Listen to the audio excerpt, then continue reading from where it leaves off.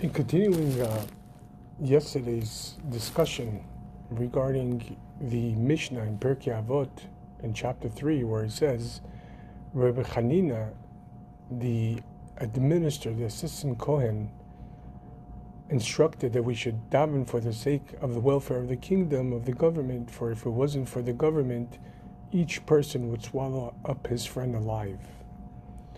And we posed several questions regarding this Mishnah. Said that in order to understand and resolve these questions, we must first look and understand what is self-work. What is emotional self-work, character refinement, emotional refinement, etc., etc. We looked at two particular, the main attributes, chesed, kindness, and gvura, severity, judgment, or discipline.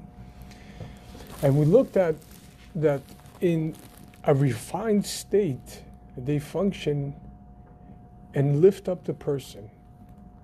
Chesed allows us to flow forward and be malleable, easygoing, and be generous, etc. And Gvura allows us to discipline ourselves and allow us to focus. And that focus creates the ability to overcome any impediments that don't belong within that focus. As the name Gvura implies, as Rabbi Rashab brings in one of his discourses, lihit gaber, to overcome. So Gvura in itself, might, allows a person to be strong. On the other hand, in they're not refined, chesed could overwhelm the person. Overwhelm the person who is being generous. If he continuously gives without any focus, without any discipline, eventually he'll deplete himself completely.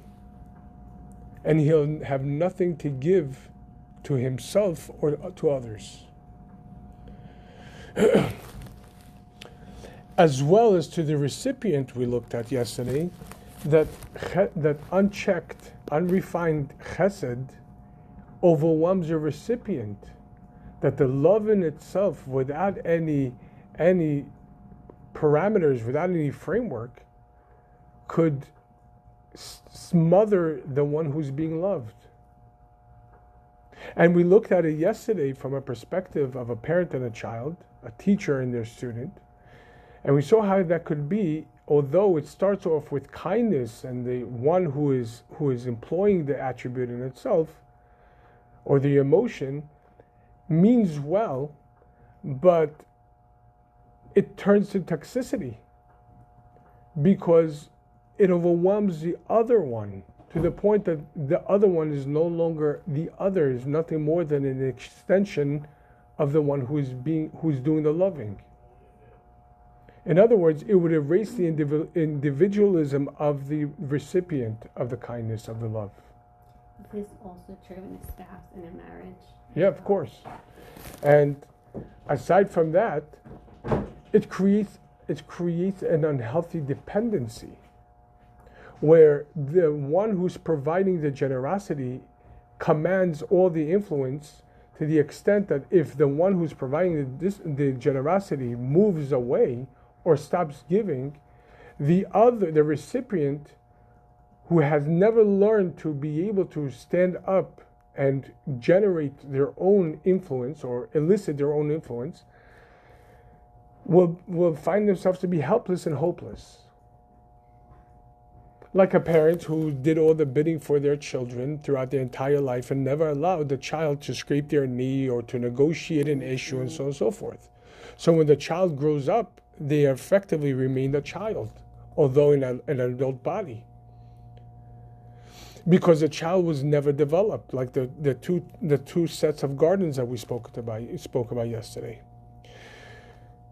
So we see how unchecked, unrefined chesed could be toxic. Could start off in a good point, but then turn into toxicity.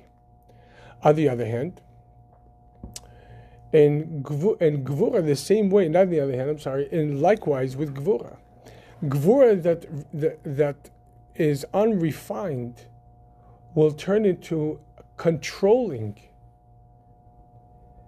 and to manipulation. When we said yesterday, Gvura allows the person to give space to the other person for the one he loves. Let the one that you love be an individual. They don't have to be your extension in order to qualify and to be valued. I have a question about this. Understood in a parent, for example, a parent-child dynamic, a teacher-student, but with a spouse or with your relationship with Hashem, then you're ultimately parenting your spouse if you're constantly retracting because it's based on their growth. Are we supposed to be doing that? I don't understand the question. So like with a parent-child or a teacher-student, what you're saying makes sense. But with a spouse, if you're adjusting or contracting a bit based on their needs, then isn't that you're playing like a parent role? No, because if the act of love, of alignment, is to align one with the other. If there's no other, then who do you love? If there's no room for the other to be individual, to have their own opinions, their own ambitions, their own negotiation ways, their own emotional input and output, then what is it about them that you love? Then that's not love, that's manipulation. And that's exactly chesed v'la gvura is nothing more, like we said before, love without respect is nothing more than manipulation. And the respect is to identify and to safeguard the other's individuality, their quirks and their needs and their wants. It's recognizing that just as much as you're valuable because you have a godly soul and you're created by God and you have your opinions and your experience and so on and so forth as meeting out to each and every one of us by God himself, by divine providence, but so does the other. And the Gvura allows the other to shine just as much. Like we said yesterday, when Mendel looked at the ring and he asked the Bacher, what is valuable about this ring? It's not the gold in itself per se, but it's a hollowness within the gold that allows a finger to go through it in order to don on the ring. If there's no hollowness in the ring, it's not a ring, it's just a slab of gold. So too, the marriage in itself and love in itself, in order for the love to thrive, needs that the one who's doing the loving has a hollowness or creates an empty space within their life to give room for the other person to live there. In other words, you don't have to think and feel like I do in order for you to be valuable and for me to accept you and for me to love you for who you are.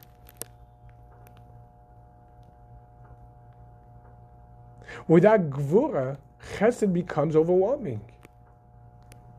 That's literally Chesed, the Chesed of Tohu, in the world of chaos. Whereas we spoke about in the Thursday night for Brengen, what makes a world of chaos is that there's no definition. Each attribute wants to be to reign completely, as though this is the only one. Chesed isn't tapered, and neither is Gvura, so the result of that is an explosion. There's conflict.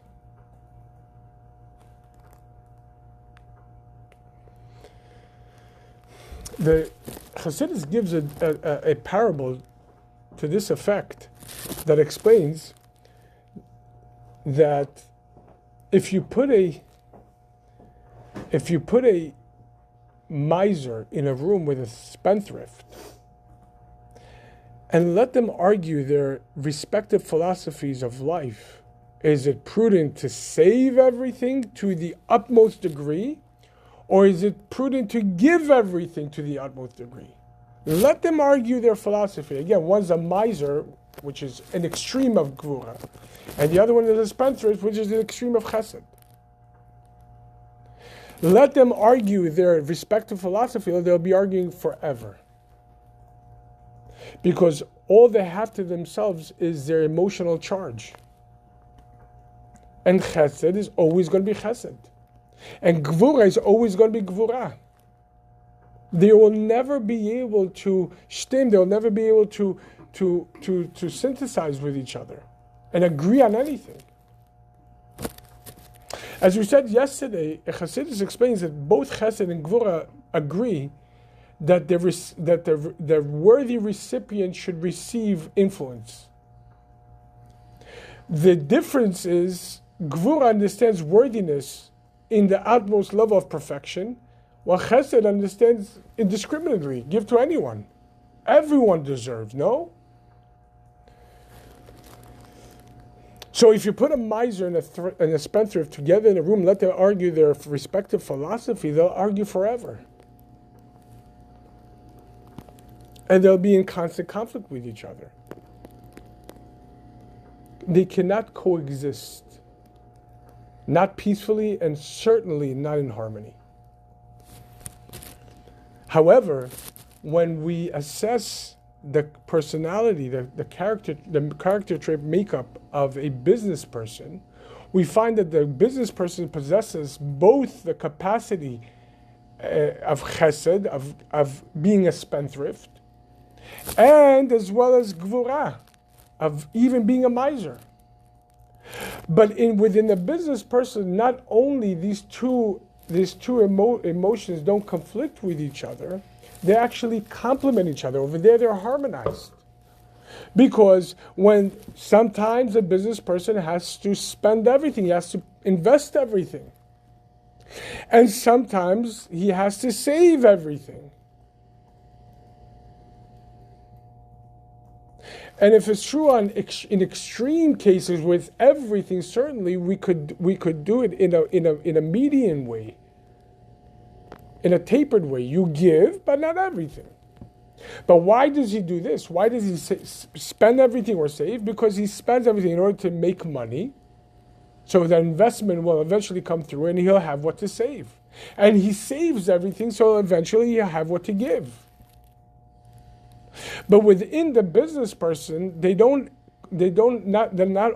conflict, and not only they don't have to remain in peaceful mannerisms. By the business person, these two opposite emotions are complementary to each other, because in the business person they're both batal, they're both nullified to the higher purpose, which is to be a business person. So when the business requires to give, you give. When the business requires for you to hold, you hold. And it's not a struggle. Remember, I was once giving a shir over here with a very high-level business person, and he had his own hedge funds. And I had the class in his office, and I was sitting in front of his table, and in front of him was 3 screens, and with all the markets and everything else, and we were learning. And he looks up for a split second, and says, "Rabbi, hold on." He picks up the phone and says, "Sell 12,000 shares." Hangs up. I said, "Eddie, what just happened?" He says, "I saw a little fluctuation in American Airlines. I need to sell them." So I said, "Well, how much was it worth?" It's like just about $1 million. Whatever, I don't remember the exact number, but there was no conflict over there. I want, but it was immediate. Why? Because it's not based on one's emotions, rather than the logic, the intelligence that requires to employ this emotion or this emotion, and sometimes both. That's the world of tikkun, of order. There's an order. There's a time and a space for everything. Shlomo Amar says there's a time to speak and a time to remain silent, a time to laugh and a time to cry. There's time for chesed, time for gvura.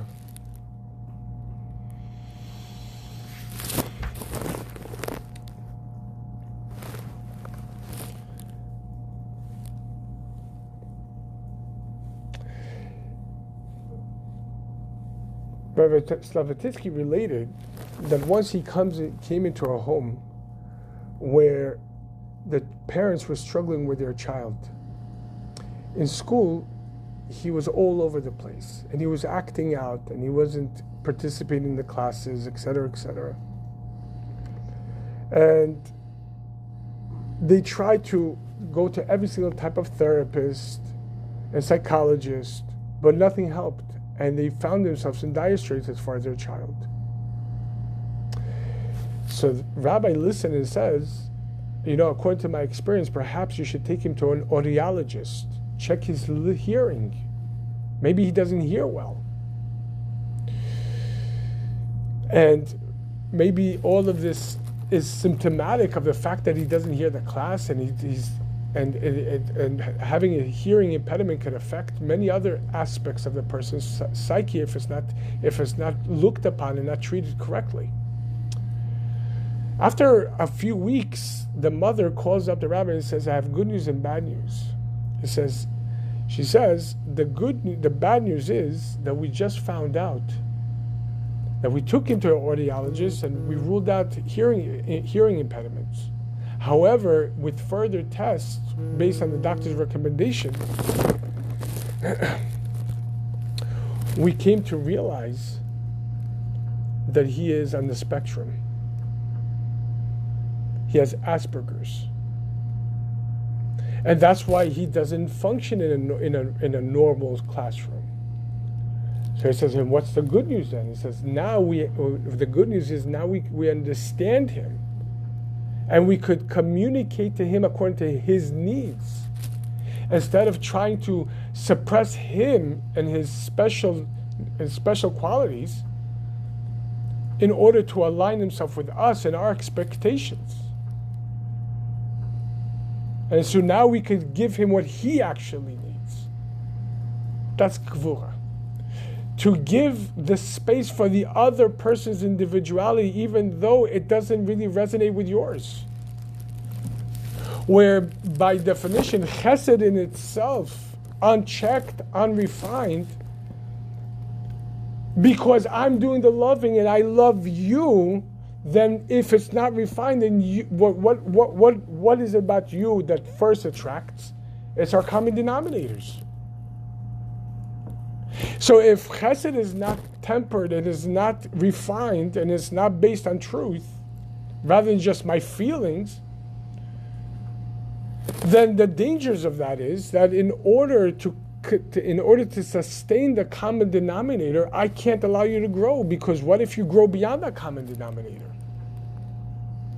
Or what if I grow and we no longer have the same common denominator, and therefore I have to force my common denominator into you to wipe away your individualism. So gvura allows the space within the person for the other person. Let's move on. So now we see that both chesed and gvura could be very beneficial. On the other hand, on paper, they could be very destructive. Infinite chesed, we understand the problems with it. Scattered gvura in itself, all over the place without being fine-tuned, in itself we could understand how that could be an issue. Even with the individual themselves, unchecked chesed could allow the person just to eat whatever they want and sleep how much they want and do whatever they want because of self-love.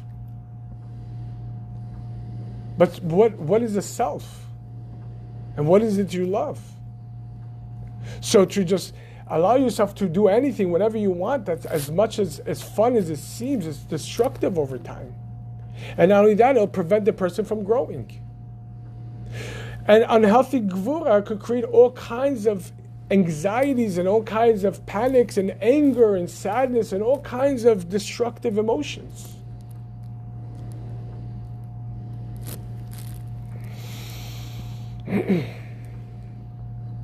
For example, gvura allows us to discipline. To discipline first and foremost ourselves. There's a mitzvah that we just learned last week in Parsha Kedoshim, Hochach tochiach et amitecha. You should surely rebuke your fellow. There's a mitzvah to rebuke, to criticize. But as we know in English, in the American lingo, there's constructive and destructive criticism. Constructive is based on what we're going to be learning later on. But destructive is based on untempered gvura, on unhealthy expectations.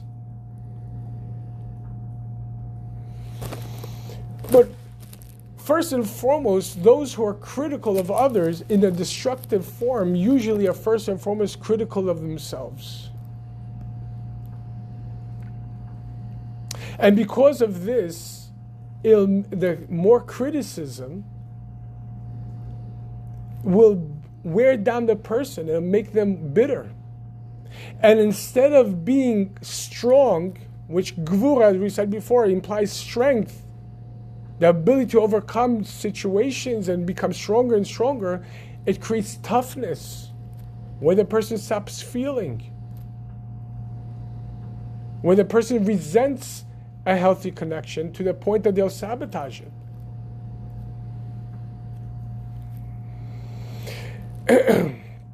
And that in itself would eventually deplete any true motivation to grow and to be positive in their life. Because in their mind, what's the difference? It's all messed up in the first place. And what's the difference what's going to be done or not going to be done? Nobody values me, nobody cares, and nobody this, and I'm all alone, and all this. Those are all corrupted gvura thoughts.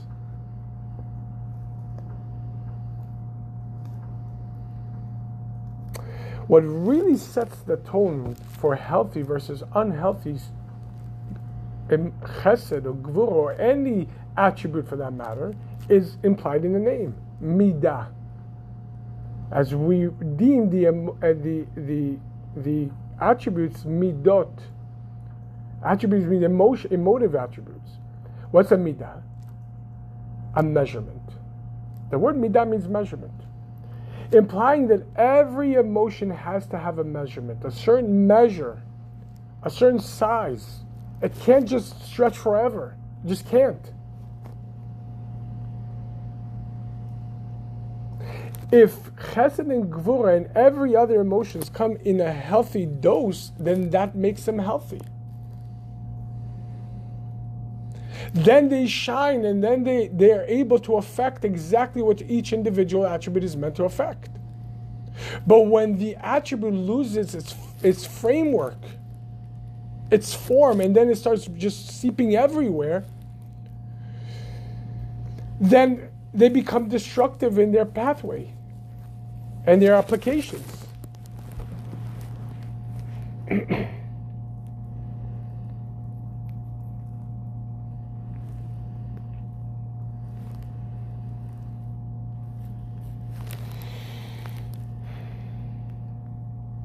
So when we speak about self-work, emotive self-work, to work on one's emotions,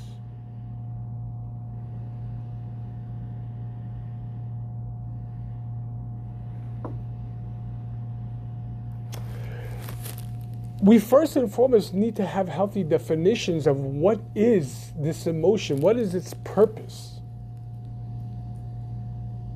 For example, the attribute of chesed, of giving,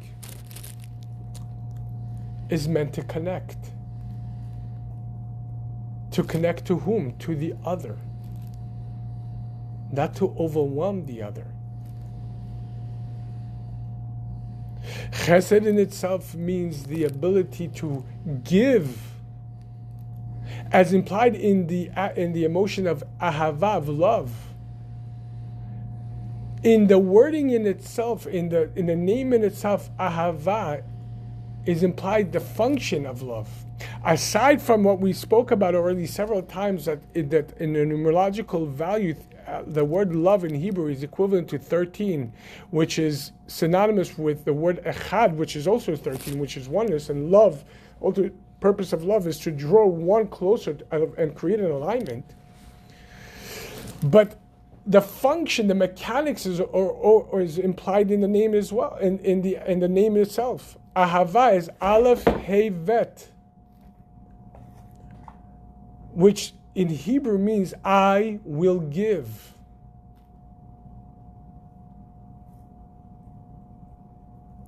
It means I want you. I give to you. I want you and I'll give to you. What does that mean? Most times people ask about love. What are you doing for me? What are you giving me already? What am I gaining from you already? That's not love. Love is, what am I doing for you? If I love you, then it's the you. Then I'm here to invest in you, to give to you, because I want to align myself with you and what you need. And I do this with desire, not just, I have to do this, okay. This is not what I want. That's unhealthy chesed. A healthy chesed is, I recognize it's a you and I need to constantly give to you every day. Unhealthy chesed is the opposite. What I love you because what you're giving me. So long as you give me, we're going to be in love. We're going to be in. We could see how that could be very destructive, because then that will create a sense of smotherness, to smother the other person so they could fit into what I need. Same thing applies to gvura. Gvura means to become strong. So the entire purpose of the attribute is to strengthen, to overcome. Not to create toughness and separation. The separation should be from things which would prevent us from becoming closer, from things which would impede our connection. First and foremost, within myself. Which thought streams, which word patterns, which behavior patterns would get in the way of having a healthy relationship, and I need to discipline and curtail them for the sake of the strength of our relationship. Even though I was so sure of it.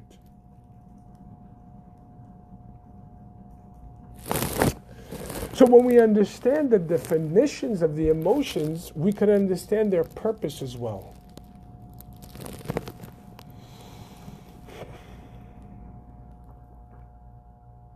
Many times when you ask people the basic definition of words, for example, what does love mean? What is happiness? What does joy? What is honor? What does it really mean? Because if we don't have the definition, we can't know its purpose. The definition of the experience of the item or whatever it is, from the definition we can ascertain its purpose. But with a lack of definition, it could be that or it could be this. So happiness could be this, but it also could be this. And then it's nothing. So let's see how this connects to the Mishnah that we're learning. Each person would swallow up their friend alive if it wasn't for the welfare of the government. Let's understand, what is the difference between being kind and loving versus being honored, to honor someone. Usually we intertwine them. Love and honor seem like they flow in the same path. But honor actually stems from gvura.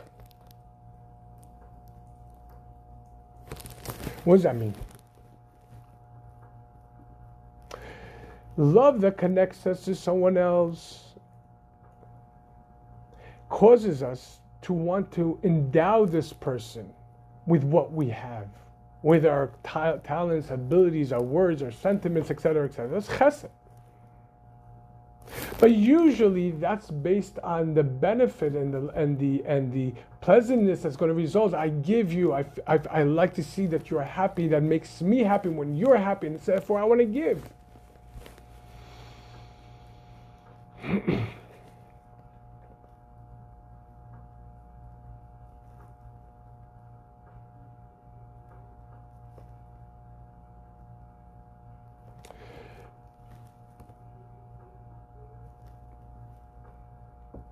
But even I want to give, and I want to see you enjoy, and I want to see you happy, and so on and so forth. But we know that eventually you come to a point where, well, A, you might not be interested in what I have to give to you. I like chocolate, you like vanilla. And I said, because I love you so much, I want to give you vanilla. Because I like it, because it's tasty. Can you have the coffee? It's tasty. And because of this, and so in itself, perhaps you might not want to receive what I have to give. Or perhaps you don't need it. Because ultimately we might have a difference of opinion. So it's not going to be this desire to give all of a sudden, not only does it create pleasantness, it actually creates awkwardness between us. What do you mean you don't want this? I like it, this is good, why don't you like it? I think it's important for life. As a matter of fact, I know it's important for life. Why don't you understand that? I want to give you what's good for you, and you're going to enjoy it. That might come from a place of truth, but the application of it we could understand how it could create awkwardnesses and turn into tension. Rabbi, if that's the case, then that was just manipulation. It wasn't really. That's exactly the point.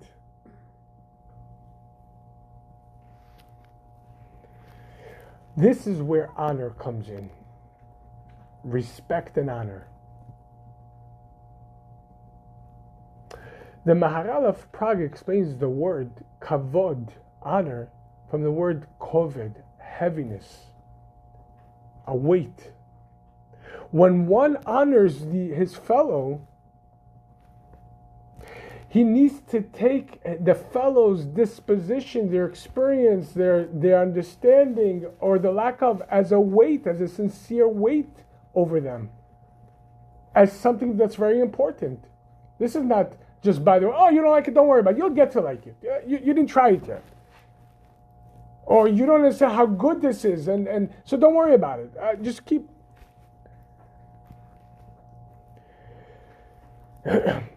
In honor, specifically through honor, allows me to move aside to give you the room for yourself, for your interests and your understanding to shine as well. When one honors his fellow, in fact, what he is acknowledging, and what he in the practical honor, what he is actually, or she has actually demonstrated, is that the other has a separate opinion, and that's okay. They have an individual understanding of life, and that's okay, because after all, what is it that I love about this person? The part that makes them look like me? Incidentally, that's why it's so easy to love babies and young children, because whose nose does he have? Whose eyes do they have? Oh, they have my traits, because a baby is like the moon to their parents who is a sun, just reflective. But when the baby starts becoming a toddler, and then a child, and then ultimately a young adult, an adolescent, and they start formulating their own opinions, over there they're not so cute anymore. Over there, well, what do you mean? You used to be like me, and well, yes, because before the child was within the father's mind, the mother's womb, and now they're individual, and now they're not like that. Now they want to become their own sun, to shine, because they need to be the sun. They can't remain the parent's moon for the rest of their life. They need to go and shine in their own area.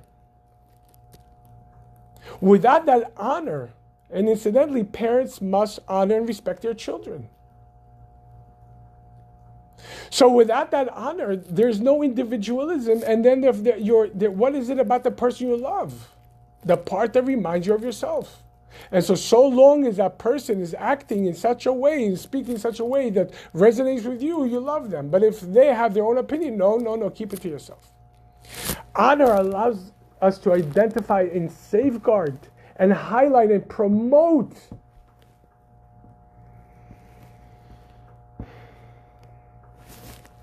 when it comes The Rebbe explains something interesting. When Avraham was looking for a shidduch for Yitzchak, he sent his servant Eliezer, who was a Canaanite from the nation of the Canaanim. So when Avraham sent Eliezer to go and find a wife for Yitzchak, Eliezer, who was a tzaddik himself, turns to Avraham and says, "But what about my daughter for your son? I was always hoping that our children are going to get married." And Avraham tells him, matter of factly, "But we can't because you come from a cursed nation." And commentators explains the Canaanite had a thing. They loved hunting and they liked warring, and the commentators back then explained that these traits are drawn from generation to generation. They were actually speaking about epigenetics back then. And Avraham says we can't have that. It can't be part of us. And so Eliezer then responds back to Avraham without any resentment. Okay, so what if I go and to your family's home and so on and so forth to find a wife and she doesn't agree to come, or I don't find, then what? So he said, then you are going to be absolved from this oath.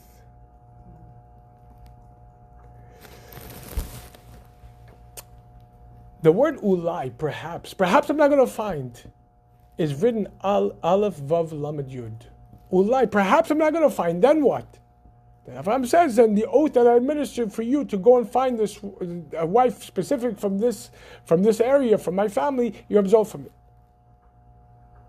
Later on, when Eliezer came to Bethuel's house, Rivka's father, and was met with Bethuel and Lavan and all the corruption and everything,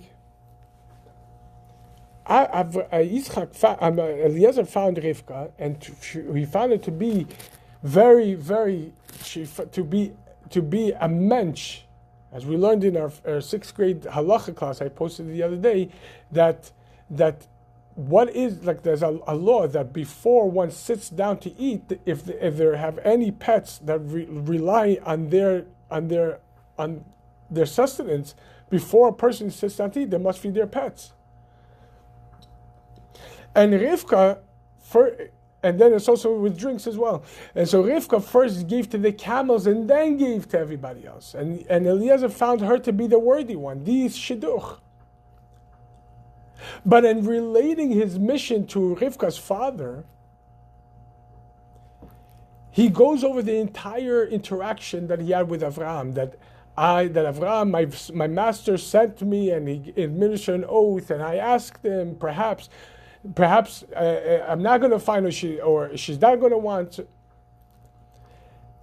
The second time the word perhaps is written in the context of Eliezer's discussion with Bethuel, Rivka's father, it's written differently. Again, we said perhaps is written Aleph Vav Lamed Yud, but over here it was written Aleph Lamed Yud with the vowelization underneath and the kudot underneath, which transforms Aleph into Ulai. The commentaries explain that the very fact that in one place the Torah uses the full spelling, and over here it truncates the spelling, it's not matter-of-factly. It's implying something very deep. What's the depth? It's implying that when Eliezer related to Bethuel about this shidduch, in order to guarantee this shidduch, in order to try to really affect this shidduch to happen, Eliezer says Elai, to me. The word Elai, Aleph Lamed Yud, in its raw form is to me. So even though it's written with the vowelization that makes it Ulai, but the actual spelling is Elai. And our commentaries explain that Eliezer was related to Bethuel. Actually, I wanted the shidduch. That's how good this Yitzchak is. I wanted it for my own daughter, but I was not worthy enough. Your daughter is. In other words, he subdued his own honor. in order to affect Yitzchak's shidduch. He was able to put his own self-interest aside in order to accomplish a mission.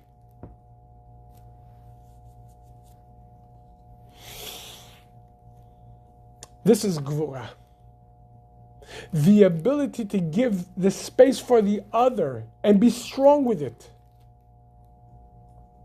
That's honor.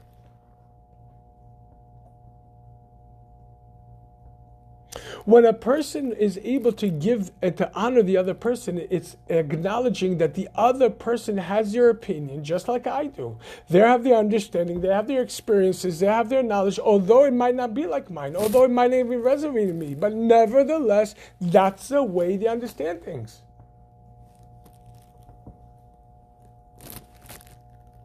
Regarding how to resolve conflicts, when you have these different, that's a whole entire discussion in the Mishnah in chapter 5 discusses this. But nevertheless, the honor is, I could honor you even though I don't agree with you.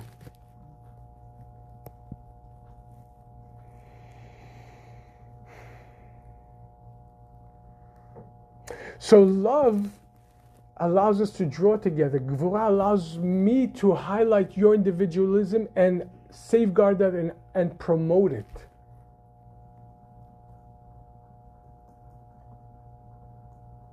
It's very interesting because we're coming now to Lag BaOmer on Thursday night. Lag BaOmer is the 33rd day of the Omer. The Talmud tells us that in the span of between Pesach and Lag BaOmer, Rabbi Akiva, who amassed 24,000 students, his 24,000 students passed away in the short span of between Pesach and Lag BaOmer.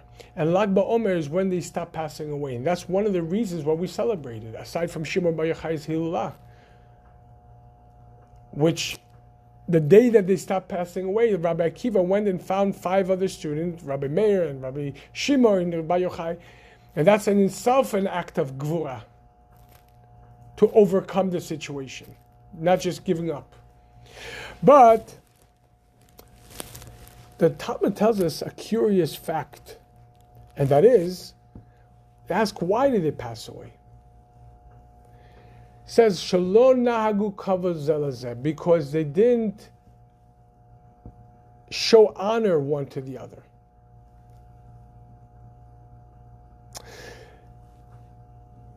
It's very interesting because often that is mistaken, that they didn't show love to each other.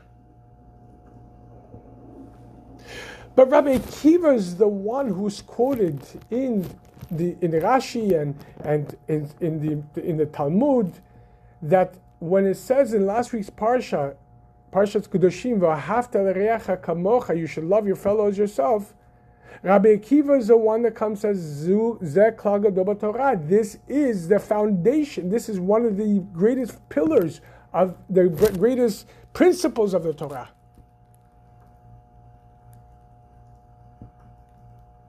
As in tonight's class, the relationship class, we'll see why. But is it possible that the great Rabbi Akiva, who the Talmud itself asserts that he single-handedly saved the entire oral Torah, and that by then saving Judaism, a master teacher bar none, who Moshe Rabbeinu, as the Midrash tells us, leapt into his Beit Midrash, Hashem showed him his Beit Midrash, and Moshe Rabbeinu was sitting in Rabbi Akiva's Beit Midrash and didn't understand anything that Rabbi Akiva was teaching. Because Rabbi Akiva developed all of Moshe's teacher, he took and really developed it. And Moshe Rabbeinu said, I don't understand this. And eventually Hashem says, just keep on listening. And eventually one of his students asked Rabbi Akiva, how do you understand this?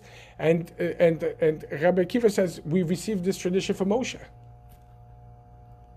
But nevertheless, Rabbi Akiva, a teacher, a master of Bar Nan, couldn't transmit the greatest principle that he asserts is the pillar of the Torah.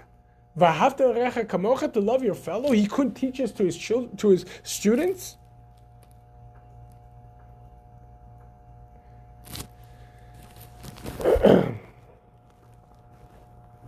But the Talmud is very precise with its verbiage. It doesn't say that they didn't love each other. It says they didn't act respectfully or honorably one towards the other. What does that mean? Rabbi Akiva's students were different from each other. Each student has their mindset, has their vessels to understand, and so on and so forth. How to serve God, and so on and so forth. And that's really what got in between them. Because after sitting in Rabbi Akiva's lecture, each one understood his lecture from their perspective. And when they would sit and review the lecture in pairs, each one would try to enforce to the other that their way was the only way of understanding. And the fact that you understood it differently, well, you didn't get it then. And where does that stem from? Incidentally, that stems from love. Because I love you so much, because I care for you so much, I want you to understand the truth. If I didn't care, I wouldn't bother. Do whatever you want. But because I love you so much, I would tell each other, you need to understand it this way. Love for each other, certainly they had. They didn't respect, they didn't honor. And because of that, they couldn't accept that the other understood it differently. And they wouldn't accept, and that created Gvura to descend upon them and created a plague amongst them, and they all died within this month.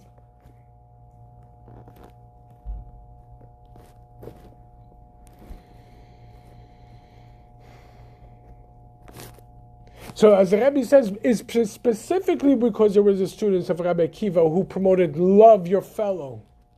But because that love didn't come with Gvura to it, it created destruction amongst them.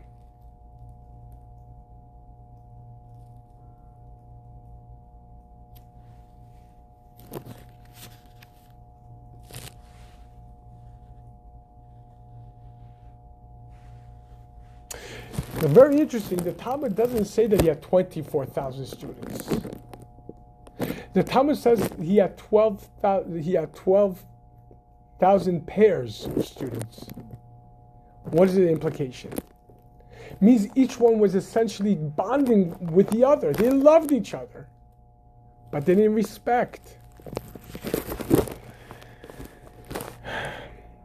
You see, loving someone else is so much easier than honoring them, truly honoring them.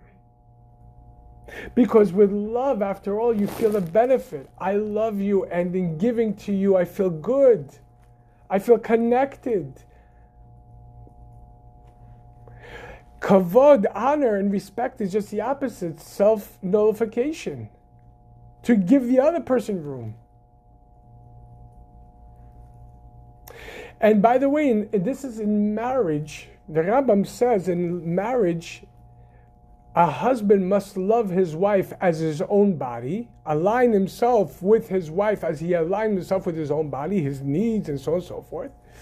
But to honor her, to respect her exceedingly. What does that mean? Because when a person is doing the loving, so they remain themselves. And that's me doing the loving. It's all about me and how I feel. But in order to respect your spouse, or anybody for that matter, it has to be more than your body. In other words, it has to exceed your own existence. It's not based on your existence, it's based on the other person.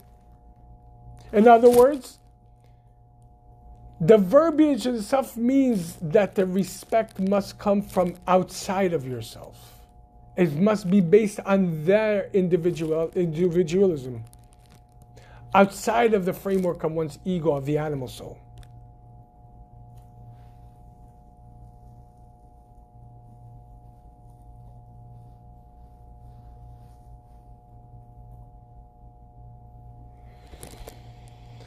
It's very interesting.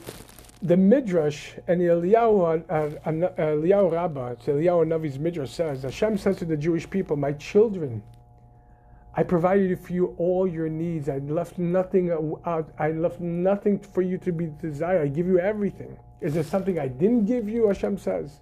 And what do I ask in return?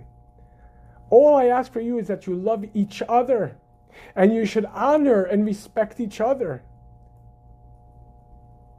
And if you do this, you won't come to sin. You won't come to steal. You won't come to hurt, etc. Because that respect will create that framework. See, very interesting. The difference between love, honor, and respect. Love is important, but you must have respect and honor with it. Respect is more like, as it says in Midrash, that you will fear each other. You'll have awe from each other. What does that mean?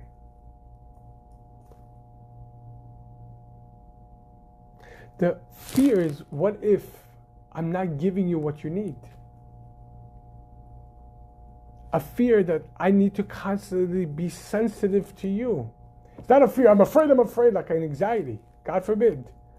But it's a healthy fear that I don't want to disconnect from you, and because of that, I need to be sensitive to your needs, to endow to you what you need, and not to overstep a certain limit that will overwhelm you. And when we have this relationship, this triangle, love, awe, and respect and honor, then that will prevent any outside forcing and encroaching into relationship. Then there's no hurting each other.